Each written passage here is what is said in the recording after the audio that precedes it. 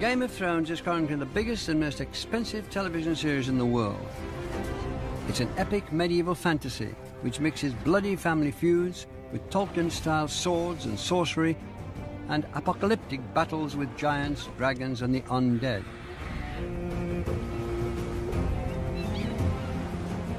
But behind a lavishly shot spectacle is an addictive story of ambition, greed, lust, treachery and the pursuit of power. With its multiple storylines, complex characterization and graphic sex and violence, this is state-of-the-art television with a global following in over 180 countries. It's based on a series of novels by the American author George R.R. Martin, and the books have so far sold 58 million copies.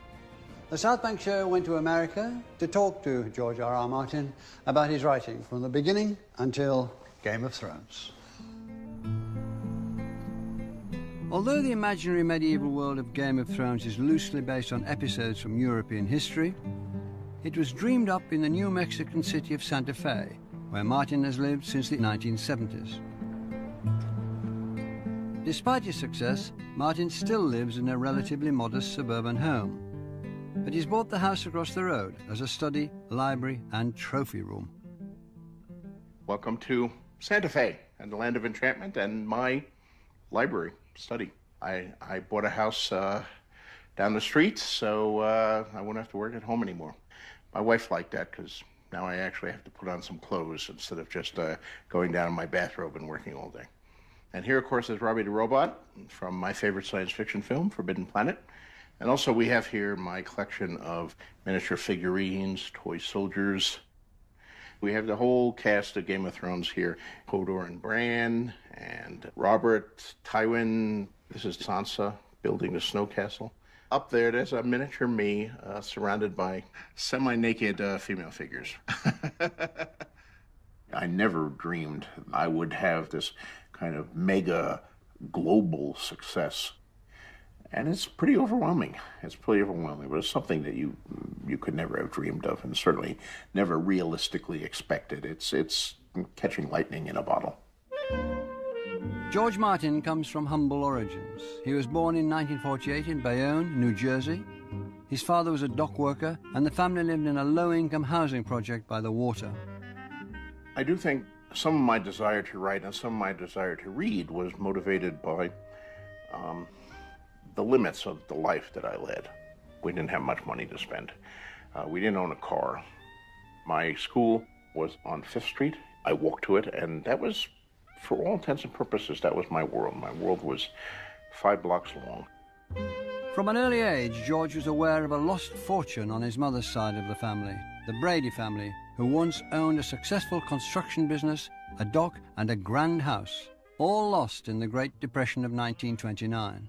But I had to walk past that house every day on my way from the projects on 1st Street to 5th Street, and it's like, well, that used to be our dock, that used to be our house. Now we don't have a house, we don't have a yard, but I always had this sense of, yeah, I'm poor, but I come from, like, royalty, or I come from greatness that somehow was destroyed by the Depression, by corrupt politicians, by things like that. So maybe that gives me a little of the emotional temperament to understand somebody like Daenerys Targaryen. What is it you want? My birthright, the 7 kingdoms of Westeros. I'm sorry, little princess. I am not your little princess. I am Daenerys Stormborn of the blood of old Valyria, and I will take what is mine. With fire and blood, I will take it. Other kids had cars and they got out of town. They took summer vacations down the shore or in the mountains. We couldn't afford to do any of that. We just stayed in the same old apartment in the summer. And I dreamed of being on other planets and living in other times. I was a lonely kid. I was the kid with his nose in the book. I was the last kid picked for games or things like that. I didn't, sports. I was no good at sports. So I spent a lot of time, sitting, reading a comic book, reading a science fiction book. Most of my initial exposure to many of the great works of English literature was through the Classics Illustrated comic books, whether it was, The Time Machine and War of the Worlds to at best Classics Illustrated, or Shakespeare. They did Shakespeare, Hamlet as a comic book. But then I discovered Superman and Batman, and they were much cooler. So I was reading all the superhero comic books. So I think it was really comic books that made me interested in reading and in stories and in heroes. As a schoolboy, George Martin was writing superhero and science fiction stories for himself, his friends, and for comic fanzines. He still has some of the figurines which inspired those stories. These are some of my first characters. Most of these are aliens made in the United States in the 1950s and sold in 5 and dime stores. They have no stories, so I made up stories for them, and this is some of my earliest writing. But I decided that these were a gang of space pirates. This guy was from Mars, Jarn. I decided his name was, he was the chief pirate. He was the head of the pirates. And this guy, who was supposedly from Orion, I couldn't figure out this weapon he was holding. It looked like a drill to me, this weird little weapon. So I decided he was the pirate torturer.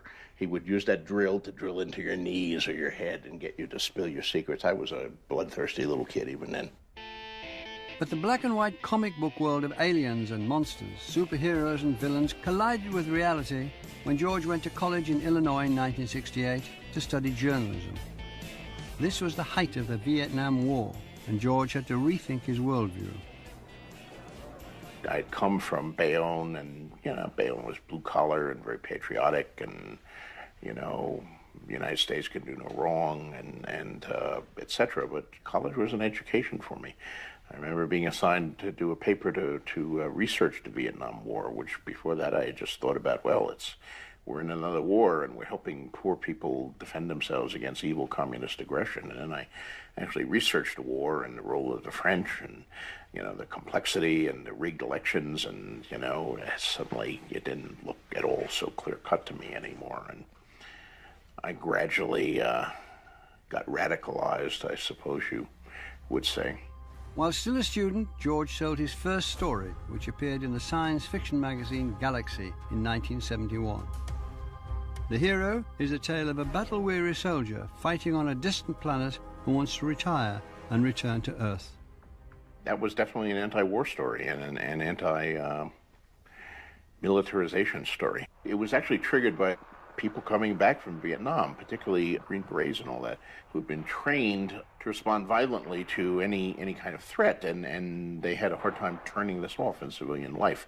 Well, what if you have someone who's a soldier like that in the future, and he's this killing machine, he's this highly decorated killing machine, and now he wants to go back to civilian life. How do you make him not a killing machine? A couple years later, when I was called up to be drafted, I applied for conscientious objector status.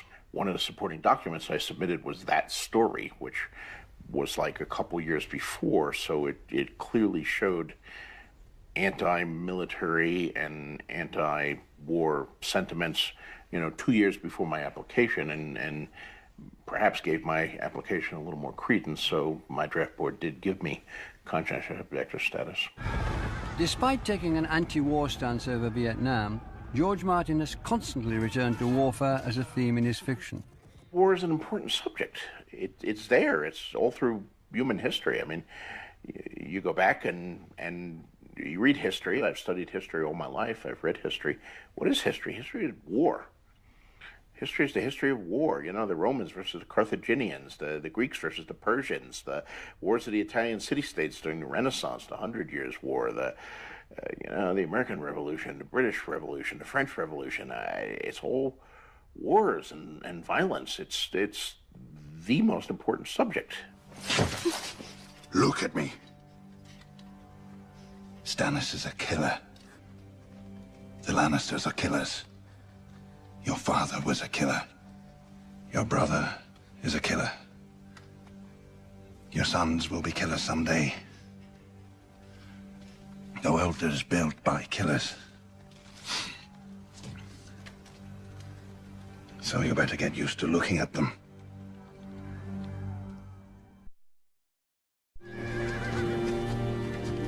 Game of Thrones is set during a bloody civil war, and it portrays war in all its brutality.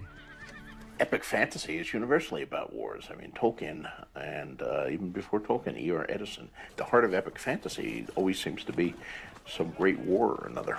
And to some extent, I think I'm in dialogue as I write about war with other fantasists who have gone before me and even my contemporaries. But unlike most writers of epic fantasy, Martin depicts war as horrific and largely futile rather than heroic. It's a complicated issue here. I'm not a complete pacifist. If you believe in war under any circumstances, then you have to say you'd fight in World War II. Come on, the Nazis were the closest thing that the human race has ever reached to orcs. If the Nazis had not existed and we invented them for a fantasy novel, people would say, "Oh, you're going over the top. This is ridiculous." You know, they're cooking people in ovens. They wear all black uniforms. They have skulls on their hats. Come on, this is too much. But that's the reality of the situation. But if you look past World War II, I mean, look at World War I. My God, what a colossal waste of millions of human lives. What was World War I all about? Why did anyone fight in World War I? You know, why did anyone fight in the War of Jenkins' Ear, the War of the Three Henrys? You'd have us surrender. End all this bloodshed, I understand. But the country would be at peace, and life would be just under the righteous hand of good King Joffrey. You're going to kill Joffrey? The gods give me strength. And then what? I don't know. We'll go back to Winterfell.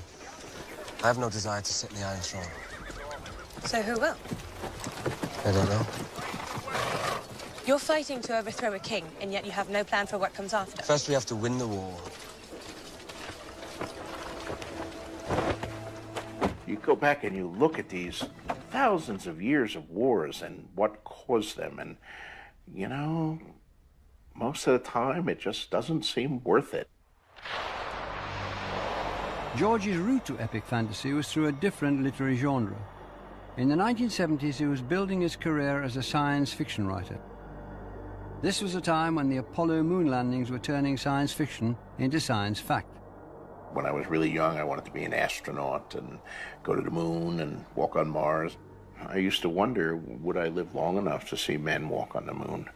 And then by the time I was in college, I saw men walk on the moon.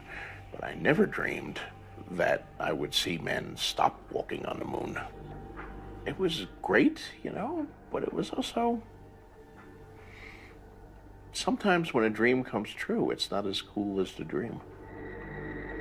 Martin started to have success with short stories which use space travel and life on other planets as a way of exploring themes of existential loneliness. He traveled to science fiction conventions around the country and shared ideas with fellow writers like his friend Lisa Tuttle.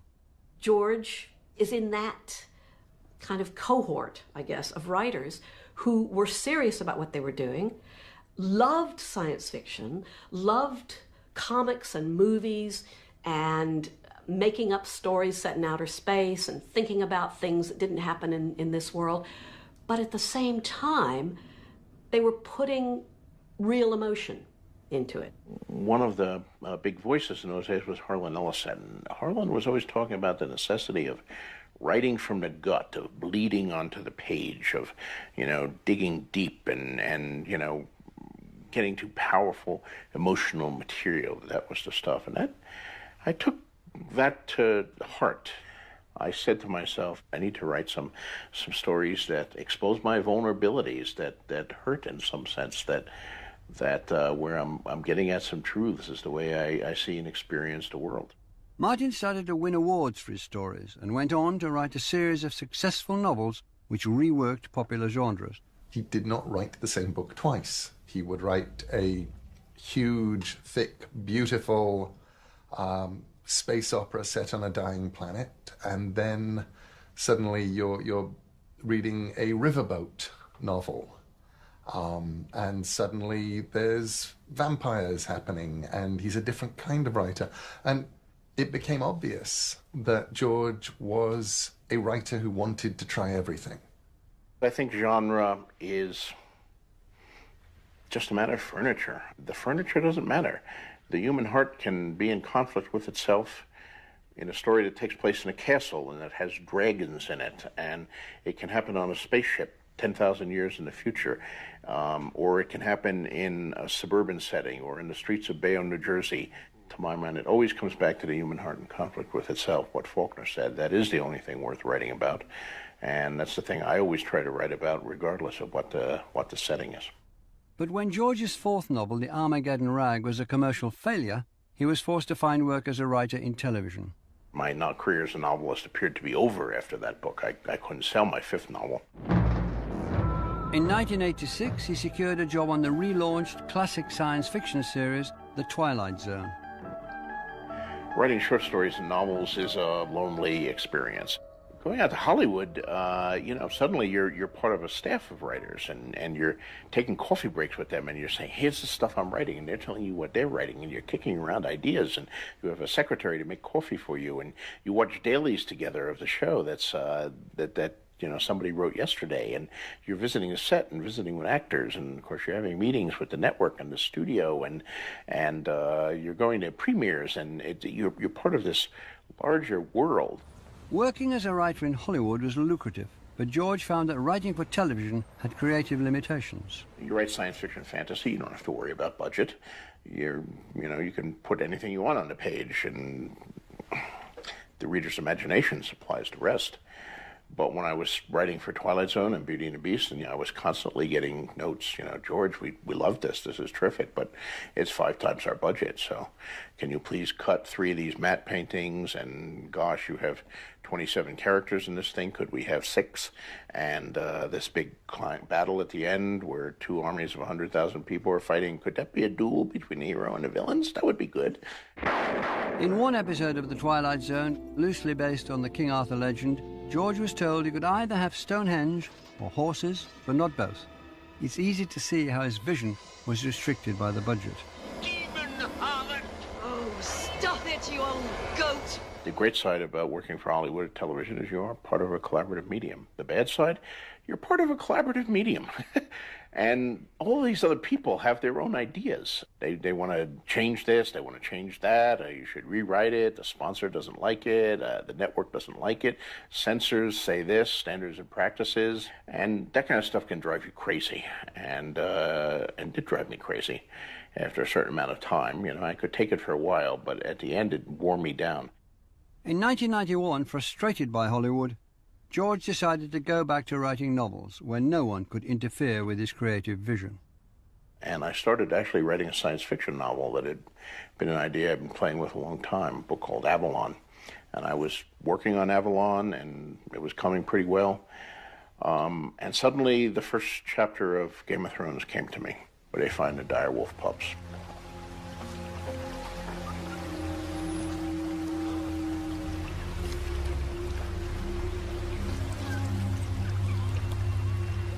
It's a freak. It's a direwolf. I knew it wasn't part of the science fiction novel I was writing. This was clearly a fantasy, medieval, had these wolves and this large family. I'd been reading a lot of historical fiction, and it might have been in the back of my mind, but suddenly it all gelled, and I wrote that chapter in like 2-3 days. It just came to pour out of me. Lord Stark, there are 5 pups. 1 for each of the Stark children. The direwolf is a sigil of your house. You were meant to have them. You'll train them yourselves. You'll feed them yourselves. And if they die, you'll bury them yourselves. When I did return to books, I said to myself, okay, I've had many things optioned, they never make them. I've done pilots and TV shows, tried to keep them within budget and producible, they never make that. I'm tired of playing that game. I'm gonna, I have a big imagination, I have an epic story I want to tell. I'm gonna make it as big as my imagination. I'm gonna have all the castles and battles I want. I'm gonna have hundreds of characters, because the real world is complex. I want my fictional world to be complex too, not a kind of simplified thing. I want to have giant battles. I want to have incredible castles that each one is distinct from the other, that people remember for all time. I want to have dragons and direwolves and mammoths and a wall of ice that's 700 feet tall.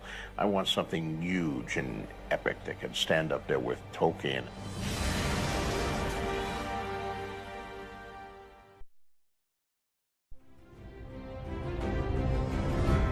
In 1991, disillusioned with Hollywood, George R.R. Martin embarked on a series of epic fantasy novels called A Song of Ice and Fire, which has now reached book 5 of a projected 7 volumes. Loosely based on the Wars of the Roses, it chronicles a bloody civil war in which rival families are fighting for the Iron Throne of the 7 kingdoms of Westeros. Martin's ambition was to create a fantasy world as rich as Tolkien's The Lord of the Rings. When you look at something like Lord of the Rings, you are immensely impressed by the depth of the world building. And encountering all those appendices at the end of Return of the King, and you see how much material he has put into it. A lot of fantasy takes its lead from Tolkien, who himself was drawing from older medieval myths and tradition. But most of the people who followed Tolkien, including me, were faking it. I mean, Tolkien was the proverbial iceberg where, 9/10 of the structure is below the water. I mean, my iceberg when I started out was some ice piled on a raft. So it gave the illusion of being an iceberg, but there was nothing below the surface. From the first germ of an idea, George had to build an enormous parallel world complete with fictional histories, religions and languages. As you write the books, as you tell the stories, you need to start creating things, So I'm writing that first Game of Thrones thing, and I'm like 50 pages into it. I better have a map. Where's the king coming from? What's the name of the city? And how far is he coming? I better design a map. And then at a certain point, we're referring to the Targaryens. I said, how many Targaryens were there? So I'm not contradicting myself. I better make up a list of kings. Then I started making up names and numbers at first. That's all it was. It was just Aegon the First, 1 to 37 or whatever, and then his son, and then the next son, and a list of names and numbers. You add a detail here, you add a detail there, and suddenly the world is growing right alongside of your story. The world of Westeros, on one level, is a kind of alternate England in the Wars of the Roses. The map looks kind of similar to England. The politics is reminiscent of the 15th century. The fairly obvious starting point is Stark and Lannister, York and Lancaster. But once you start to unpick the story, you see that there's history from, just about everywhere. Roman history, history of the Crusades. You look up at the wall in the north. I think that's pretty obviously a version of Hadrian's Wall. You could look at Daenerys across the sea, and you could see her as a kind of Cleopatra or an Amazon warrior. You've got visions of Greek history. You've got visions of South American history, ancient history, modern history. All of this piled into the same world, are kind of given a stir, and then on top of that, you've got this fantasy element as well. And all of this combines to create a sort of historical fantasy alternative world, but that is very, very much of its own. I always loved history, and European history more than American history for some reason. American history was fine, Civil War, World War II, Revolution, all that stuff. But there was something that made me more attached to the Kings of England and the 100 Years' War and the Crusades. That evoked my imagination. For some of his leading characters, George borrowed attributes from the real kings and queens of England. Edward I, considered one of the great kings of England, but, the more you read about him, the Hammer of the Scots, Longshanks, the Conqueror of Wales. This is a brutal, savage man. Edward II, considered a horrible king, probably the worst in English history. He liked to hang out with the common people. He didn't like jousting and swordplay. What he liked carpentry and roofing, thatching roofs. That was his hobby. And he hung out with carpenters and masons and liked to learn about their building technique. We would consider a guy like that a pretty cool guy, but it was just unthinkable at those times. There are times I'd like to be the king of the world because I could, do a few things. But most of the time I'm glad I'm not, because, boy, that's a tough job. And being the king of anywhere is a tough job. And I like to get at that and make the readers think about it. So long as I'm your king, treason shall never go unpunished. Sir Ilyn, Bring me his head. When you look at a character like Joffrey, you see a caricature of the dreadful child king, but in a very specific sense, what I see is a lot of Richard II, the king who saw after the Peasants' Revolt, but really a vicious, horrible, power-crazed young man who turned out very, very badly indeed. I want the man who threw that. Find who did that and bring him to me. Just kill them. Kill them all. Well, what constitutes a good king? You know, to what extent do you want to be harsh with your people? To what extent do you want to be merciful? Where does justice come into it? You know, Machiavelli had his views, Hobbes had his views. I mean, this is a fascinating debate, and one that's just as timely in 2015 as it is in 1315. I've got 7 kingdoms to rule. 1 king, 7 kingdoms. Do you think honor keeps them in line? Do you think it's honor that's keeping the peace? It's fear. Fear and blood. He's not writing his stories as a historian would write them. You are right down there on the ground experiencing them, looking out through people's eyes, walking there with them and caring about them. And the moment you do that, you're lost because you have to care. One of the things that sets George Martin's fantasy world apart from other writers is its moral complexity. You are no knight. You have forsaken every vow you ever took. So many vows. They make you swear and swear. Defend the king, obey the king, obey your father, protect the innocent, defend the weak. And what if your father despises the king? What if the king massacres the innocent? It's too much. No matter what you do, you're forsaking one vow or another. You know, there's a lot of fantasy that concerns itself with the battle of good and evil.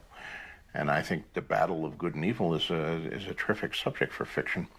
But I don't think it's fought between really good-looking guys in white cloaks on white horses and really ugly guys in black armor who smell bad, as in too much fantasy. I think it's fought within the individual human heart. I've always been attracted to gray characters.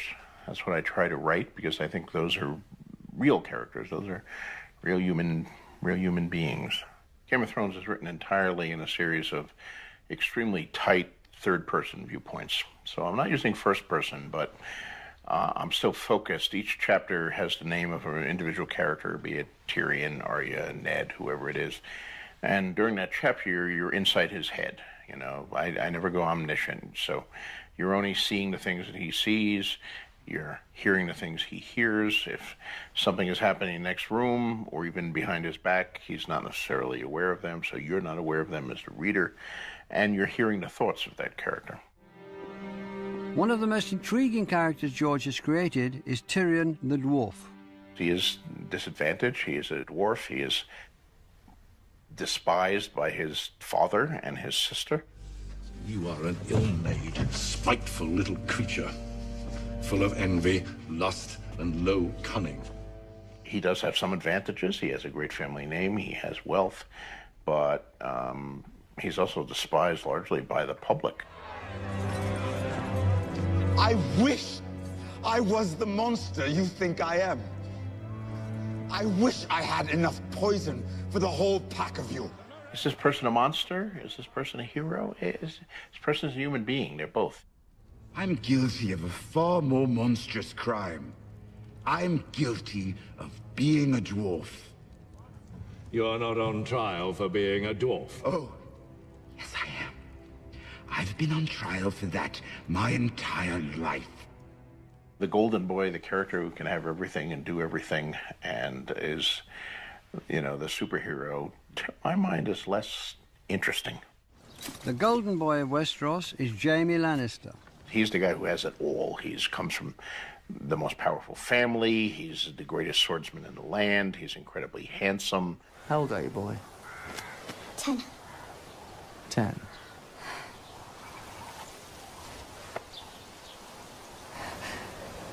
The things I do for love. I think where the perception of Jaime really changes is suddenly when we're in Jaime's point of view. Now we're seeing the world as he sees it. We're hearing his thoughts, not just the words that he speaks, but the things he doesn't say, the things he's reluctant to say, his feelings that he keeps hidden. When Jamie has his hand cut off, George manages to make us feel sympathy for this incestuous child murderer. Suddenly, in a stroke, he's crippled, he's damaged, and we discover that there are reasons for some of the things he did, and we discover his doubts and his failings and his temptations and his justifications, and all of that helps to humanize him. George has also created a number of complex female characters struggling to survive in a brutal male world. It has also been criticised for portraying women as too subservient to men's desires. Well, women's options in the world of Westeros, and particularly the Seven Kingdoms of Westeros, are relatively limited, as they were, again, for much of Western history. You know, Western history is very long. You know, women had one role in ancient Greece, and even there, it was different in Sparta than it was in Athens, and, you know, then the Macedonians were still different, and then the Romans came in and they had, so it's always changing. And the Middle Ages itself is 1,000 years long, from, you know, the fall of Rome to the Renaissance.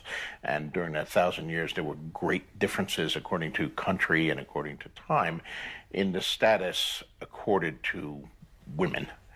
Medicine was not far advanced. There were a tremendous amount of women who died in childbirth.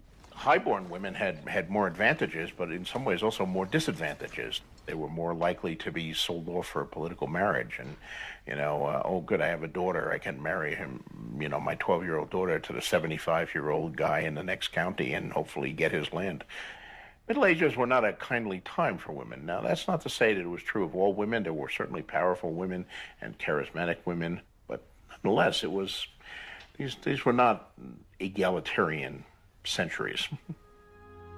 The fate of George's characters and the moral choices they make has provoked huge online debate among George's readers. The fact that there are such vigorous debates going on there is an indication to me that I'm doing something right. You know, when people are debating vigorously about whether a character is a good person or a bad person, that shows you created a real character, because then they're debating about that person the same way we in real life debate about President Obama or Winston Churchill or Neville Chamberlain, or, you know, real characters from history or from the current world. And, you know, if everybody thinks your character's a hero or everybody thinks your character's a villain, then you're writing cardboard.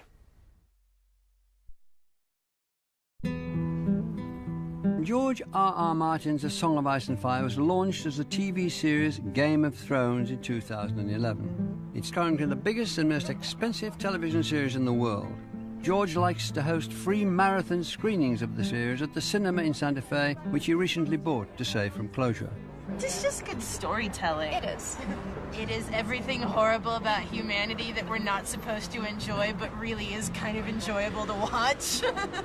It's a fantasy world that's true to life. It's really true to the human spirit.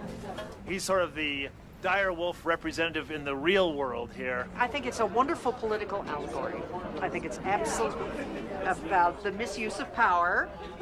And I also love it because I love Mr. Martin. He's been a great citizen here. He's given us a lot. I love old movie theaters. For me, that's part of the experience of going to a film. I know the generation coming up likes to get Netflix and watch them on their cell phones, but for me, that's not the experience. I want to see my movies on a big screen in a movie theater, and with a crowd around me, sitting in the dark, and ideally with some buttered popcorn and a soft drink. You know, I'm a big fan of television and film, but I never thought A Song of Ice and Fire could be done when I was starting it out, and it was almost deliberate.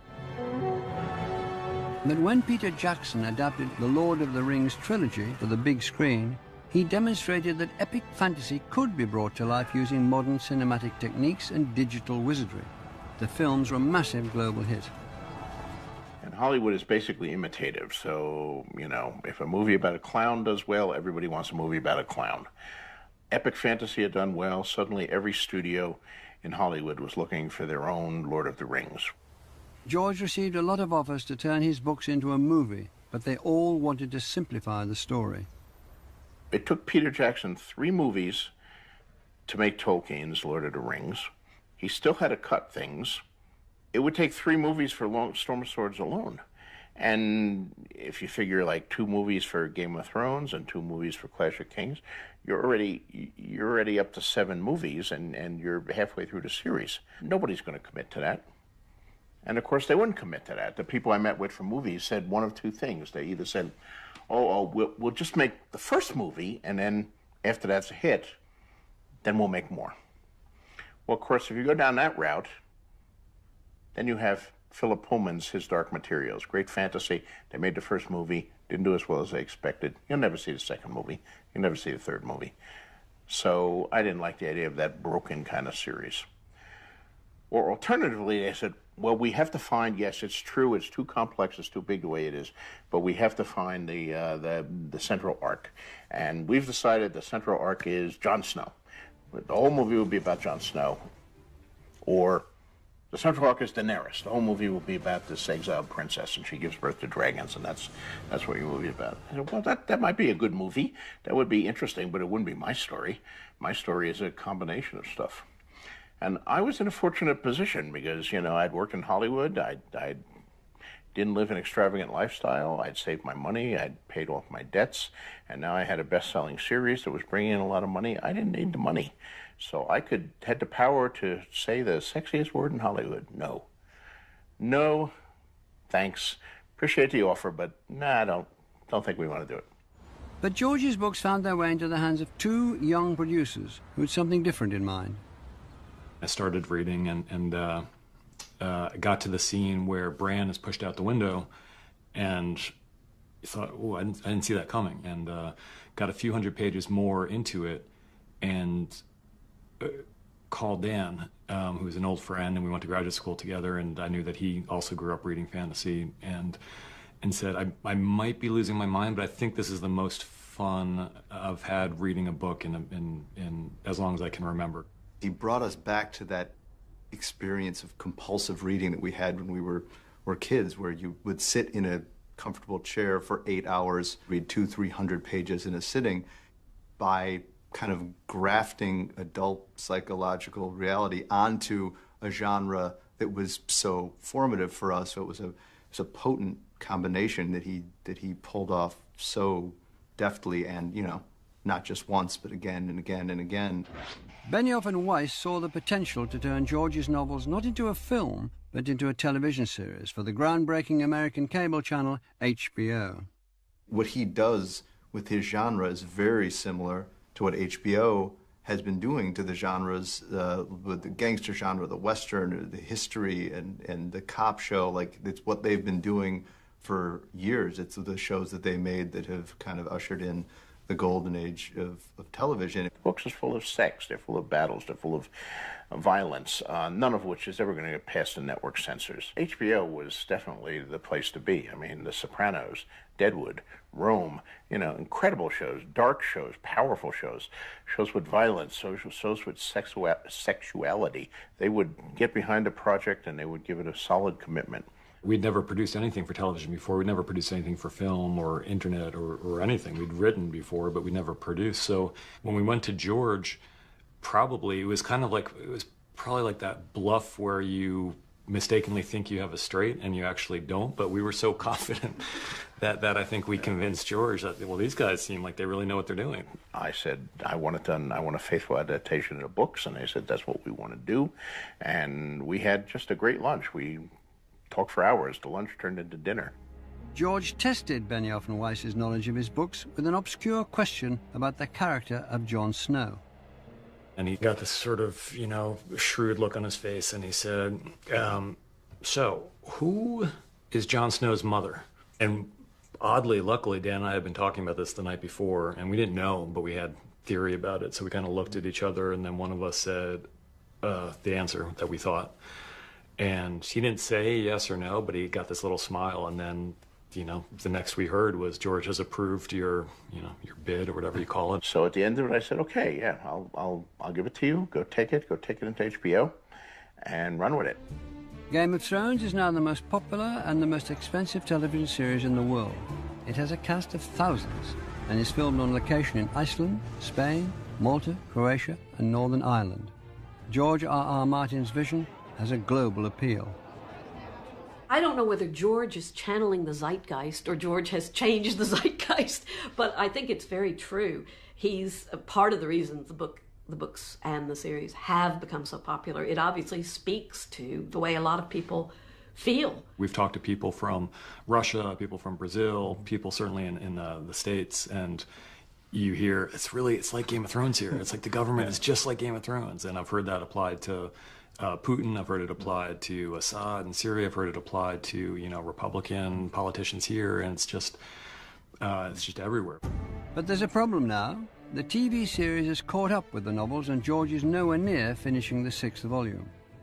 Luckily, we've had a lot of talks with George about where he's going. We know the end point, and we're hoping that that end point will be very much in keeping with the spirit of the books. My very first deadline on Game of Thrones, I blew fairly spectacularly, and I've been blowing every deadline I've been given ever since. There's always 9 more things to do. There's always pressure to write the next script or finish the next season or go on a promotional tour, and it keeps me busy.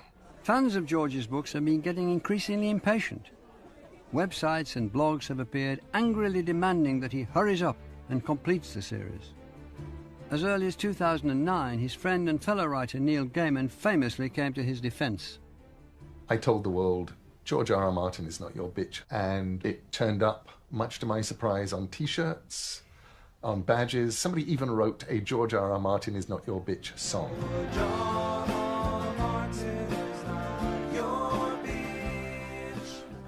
Your deal with that author when you buy his book is not that he will spend every waking moment of his life writing another book for you to read. Our deal with you is an implicit one, and it is that the book that you bought will be a good book. I've given up making predictions as to when I'm going to finish it, because every time I do, I'm wrong, and then everybody gets all bent out of shape about it. I'm writing The Winds of Winter, which is book 6 in the series, and I hope the next to last book. The last book will be A Dream of Spring. Once those are done, then I can take a rest and enjoy a few of the accolades and the fruits of success that have accumulated to me, and then go back to writing something or other. And I'll be a different person then, and the world will have changed, and I'll see what I feel like writing in whatever year that happens to be. I should be doing that right now. You're interfering with me. I'm sure this book will be a year late just because of you.